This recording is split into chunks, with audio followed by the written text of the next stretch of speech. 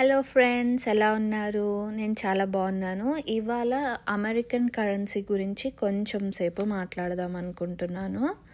So మీరు ఇక్కడ చూస్తున్నది $100 బిల్ అన్నమాట. ఇక్కడ అన్ని బిల్స్ అంటారు, నోట్ అంటాం కదా, అలానే bill. $1 bill, $5 bill, $10 bill, $20 bill, $50 bill, $100 bill అంటారు. బిల్ అంటే అదేమి ఫుడ్ తిన్న తర్వాత మనం కట్టాల్సిన బిల్ అని అనుకోవద్దు, జస్ట్ చెప్తున్నాను. వీటిని బిల్స్ అంటారు. అండ్ అలానే చిన్న కరెన్సీస్ అంటే కాయిన్ కరెన్సీస్ కూడా ఉంటాయి. అవి పెన్నీస్ అంటే 1 cent అన్నమాట. తర్వాత నికెల్ 5 cents. తర్వాత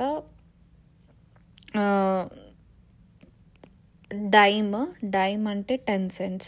తర్వాత క్వార్టర్ ఉంటుంది, క్వార్టర్ అంటే 25 cents. 4 quarters is equal to $1 bill. అంటే 4 quarters is equal to $1 bill.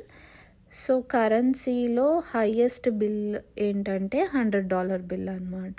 100 తర్వాత ఇంకేమి 200 or 500 or 1000 అలా ఉండదు. 100 is the maximum dollar bills, maximum note కరెన్సీకి వస్తే.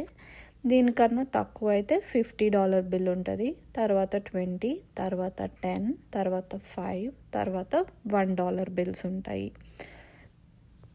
జస్ట్ చెప్తున్నాను, కుదిరితే నేను వేరే డాలర్ బిల్స్ కూడా ఎప్పుడైనా చూపిస్తాను. కొత్తగా వచ్చినప్పుడు ఎవరైనా బిల్ అన్నప్పుడు కంగారు పడకుండా తెలుసుకుంటారని చెప్తున్నాను అంతే. అలానే 100s ఎప్పుడు క్యారీ చేయొద్దు, సేఫ్ కాదు. అండ్ మనం ఏమైనా కొనేదానికి 100 అయితే అంత యూస్ చేయము, unless it is very costly అయితేనే 100 యూస్ చేస్తాము. మోస్ట్లీ బిలో 20 or 40sలోనే అవుతుంది మనకు బయట ఏమైనా కొనుక్కోవాలంటే.